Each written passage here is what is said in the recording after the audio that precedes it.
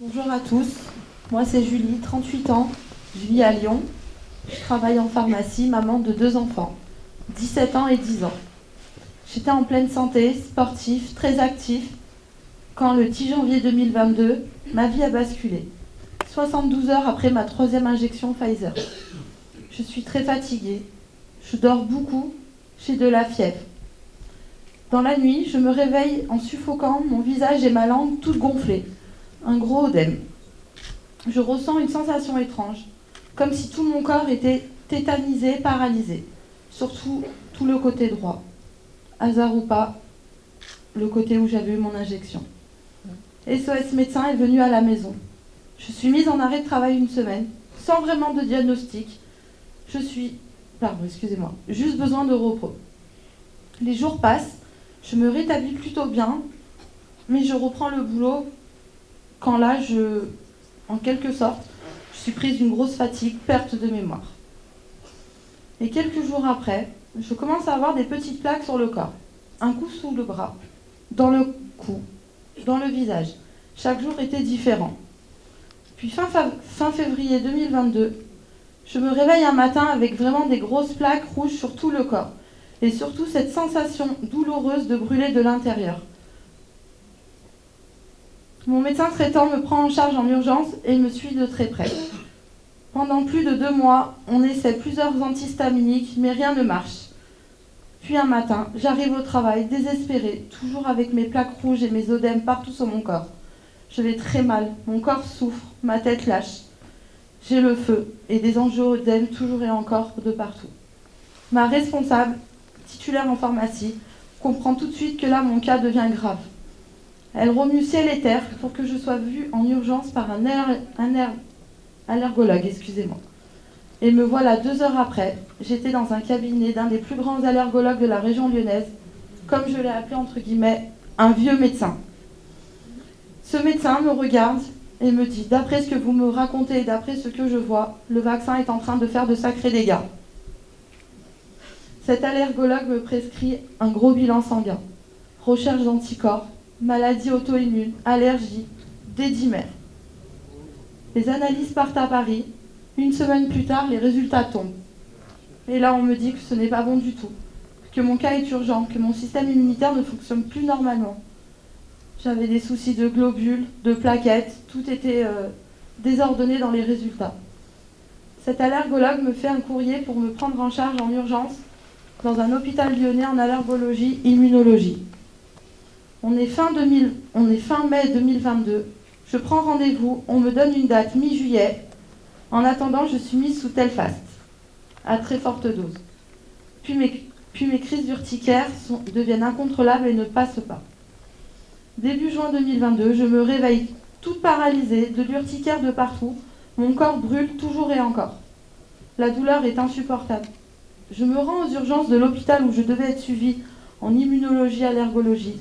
Je suis prise en charge, vue par plusieurs médecins. Ils prennent mon cas au sérieux, me mettent sous perfusion et me gardent en observation. Ils font venir un médecin du service allergologie et de là ils me disent « On avance le rendez-vous dans 2 jours ». Pour la première fois depuis longtemps, je ressens comme un soulagement. Le jour J est arrivé. Je suis prise en charge en allergologie immunologie. Je suis toujours en crise, toujours souffrante. Mais je me sens enfin vue et comprise après 6 mois de souffrance au quotidien. On me fait une biopsie de la peau qui révèle rien de grave. On met en place un traitement lourd pour l'urticaire, du Xolair. Un traitement que je reçois encore aujourd'hui tous les 15 jours via une pompe sous-cutanée. Je suis hospitalisée plusieurs fois, je passe plusieurs examens, tests d'allergie alimentaire, tests d'allergie médicamenteuse, mais rien d'anormal. Le diagnostic tombe. Je suis atteinte d'urticaire chronique sévère. Les médecins émettent alors l'hypothèse d'une réaction aux injections Covid. C'est à la fois un soulagement, mais à la fois rempli d'inquiétude pour le futur. J'arrive à obtenir par une interniste une contre-indication vaccinale et un suivi très rapproché en immunologie. Les mois passent, je suis toujours autant fatiguée, et en octobre 2023, d'autres symptômes apparaissent. Des douleurs très violentes dans mes jambes, dans mon dos, dans mes hanches, dans mes bras, dans mes mains. Toujours fatiguée. Je suis envoyée chez une rhumatologue. Encore des examens à faire. Prise de sang, scanner, IRM, tout s'enchaîne et le verdict tombe. J'ai une polyarthrite rhumatoïde et une suspicion de spondyarthrite ankylosante. De là, on met en place un traitement en biothérapie, pas facile à supporter au quotidien. Donc voilà, à 36 ans, c'est un coup de massue. Aujourd'hui, je marche régulièrement avec une canne. Je vis avec des douleurs au quotidien malgré les traitements que je reçois. Ce sont des douleurs chroniques. Je fais du kiné 1 à 2 fois par semaine. J'ai beau aimer mon travail, mais après de nombreux arrêts, le médecin du travail me met en mi-temps thérapeutique. En septembre 2024, je fais mon dossier MDPH. 2 mois plus tard, un miracle pour Lyon, je reçois l'avis favorable, entre guillemets, d'un statut handicap. Je suis reconnue en catégorie 1, reconnaissance RQTH. Là, c'est encore un gros choc. Je me savais malade, mais de là à obtenir ce statut me bouleverse profondément. J'ai fait aussi un dossier à la pharmacovigilance avec l'aide de Solidéclat, présent aujourd'hui. J'attends à ce jour toujours un retour de la pharmacovigilance de Lyon. Et comme si tout cela ne suffisait pas, depuis maintenant 2 ans, du jour au lendemain, alors que je n'avais pas de problème, je n'ai plus de règles. Je suis sûrement à moins de 40 ans en ménopause. Photo vaccin, personne ne sait. Je vis avec cette fatigue chronique qui me déclenche des poussées de fièvre et des grosses crises de fatigue au quotidien. Le moindre virus, comme un rhume, me cloue au lit pendant des semaines et des semaines. Et aujourd'hui, si je suis là, devant vous, c'est grâce à la victime que j'ai connue il y a 2 ans. Cette association qui m'a sauvé la vie. Moi qui, il y a 2 ans en arrière, je disais c'est mon dernier anniversaire, j'avais déjà parlé à mes parents de partir, je voulais plus vivre dans la souffrance.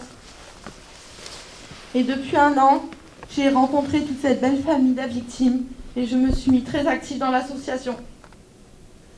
Je fais partie aujourd'hui du conseil d'administration parce que venir en aide à ceux et celles qui sont dans le besoin et qui sont dans la détresse, surtout les personnes encore seules à l'heure d'aujourd'hui, ont pris un sens pour moi. Nous nous battons au quotidien pour que nous soyons tous vus, entendus, compris et surtout reconnus par l'État. Quel combat! Je le dis haut et fort, la victime m'a sauvé la vie et toutes ces belles personnes avec. C'est avec beaucoup d'émotion aujourd'hui que je veux remercier tous mes frères et sœurs de combat pour leur soutien et leur force qui sont présents aujourd'hui. Merci à mon parrain de cœur, Alain Mopa, qui traverse aussi des moments pas faciles, mais que j'aime du plus profond de mon cœur. Mélanie, que j'aime aussi vraiment. Et merci à vous tous d'être présents aujourd'hui. Et dernière chose, merci à Laurence de Chair à tout cœur de me permettre de témoigner aujourd'hui. Merci à vous.